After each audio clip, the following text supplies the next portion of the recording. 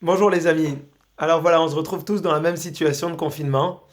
Et dans cette situation, je voulais quand même partager avec vous une petite idée ce matin. Vous savez que hier soir, j'ai un ami israélien, il m'envoie un message en hébreu et il me dit la chose suivante. Il y a un maître qui s'appelle le Ralbad, Resh Lamed Bet Dalet, un grand maître, qui a vécu il y a des centaines d'années, et qui écrit déjà il y a des centaines d'années dans un texte que viendra le moment des temps messianiques, et juste avant les temps messianiques, viendra une grande maladie qui frappera le monde, qui s'appellera le Keter, la couronne, comme la couronne de Dieu. Et bien sûr, c'est le Corona. Et ce moment-là, ça viendra frapper tous les impies. Et viendront frapper tous les pays qui viennent de l'Est, donc la Chine. Et viendra frapper aussi les pays qui viennent du Christ, et donc l'Italie. Et il expliquait en long et en large que ce grand maître avait déjà tout prévu il y a des centaines d'années.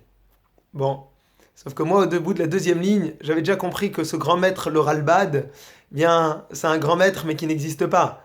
Parce que le Ralbad en hébreu, ce sont des très beaux initiales, mais de nos jours, ce sont les initiales de Hareshut Aleumit les Betichut Badrachim, c'est-à-dire l'autorité pour la sécurité routière, sans plus.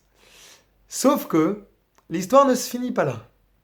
L'histoire ne se finit pas là parce que ce matin, je reçois un autre message, cette fois-ci traduit en français, mais attention, dans tout le message traduit en français, ils avaient tout très bien traduit avec le message du Ralbad. Et bien évidemment, je m'attendais, dans les deux dernières lignes, de voir un petit peu la chute, le moment dans lequel on te dit non, mon ami, le Ralbad, il n'existe pas. Sauf que dans le message en français, ils ont tout traduit, sauf les deux dernières lignes. Donc depuis que le message a fait le voyage d'Israël à la France, de l'hébreu au français, tout d'un coup le Ralbad a commencé à exister et est devenu un très grand maître qui a vécu il y a quelques centaines d'années. Alors les amis, ce que je veux vous dire, c'est quelque chose de simple. Vous savez que bientôt on va arriver dans une fête qui s'appelle la fête de Pessah. Cette fête de Pessah est extrêmement importante puisque c'est le moment dans lequel on est en train de transmettre l'histoire du peuple d'Israël, le début de l'histoire du peuple juif à nos enfants, à nos petits-enfants, aux générations futures. Comment est-ce qu'on commence cette soirée? Cette soirée, on va la commencer avec un message, avec le moment dans lequel on va prendre nos enfants et on va leur dire s'il te plaît, pose des questions. Pose des questions, c'est-à-dire utilise ta tête. Ce n'est pas parce qu'on a un message à transmettre que pour autant on ne doit pas utiliser notre tête et on doit être crédule.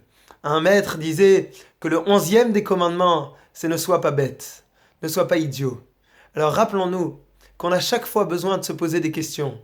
Et peut-être ne pas être le simplet qui va partager tout et n'importe quoi ce qu'on lui envoie. Je ne sais pas si vous vous rappelez, il y avait quelque temps, on a envoyé un message qu'il y a plein de gens qui m'ont envoyé me disant que si je ne retransférais pas ce message à 10 personnes en en transformant le bouton de rouge en vert, eh bien WhatsApp va transformer et va devenir payant. Alors je disais aux gens, mais ça vous gêne pas de m'envoyer un message pareil? Ils me disent non, on sait jamais, même si on n'est pas sûr. Au pire, peut-être c'est pas grave. J'ai dit non, parce que le grand danger dans cette histoire, c'est que grand 1, c'est sûr que c'est faux et que ça veut rien dire. Et grand 2, le vrai danger de cette histoire, c'est que vous risquez, aux yeux des personnes auxquelles vous transférez ce message, de passer pour des imbéciles. Et ça, c'est peut-être dangereux. Et ce que je voudrais vous rappeler, c'est que dans la Torah, il y a un commentateur, un célèbre commentateur qui s'appelle Rashi. Et Rashi va donner un commentaire sur le Chumash, sur le Talmud, sur le Navi, sur les prophètes, etc., etc.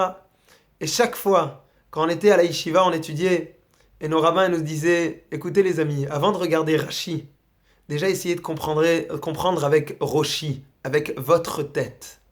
Bien sûr qu'on va regarder ce que les commentateurs disent, mais d'abord utilisez votre tête. Alors s'il vous plaît, utilisons notre tête et arrêtons de transférer des messages plus bêtes les uns que les autres parfois.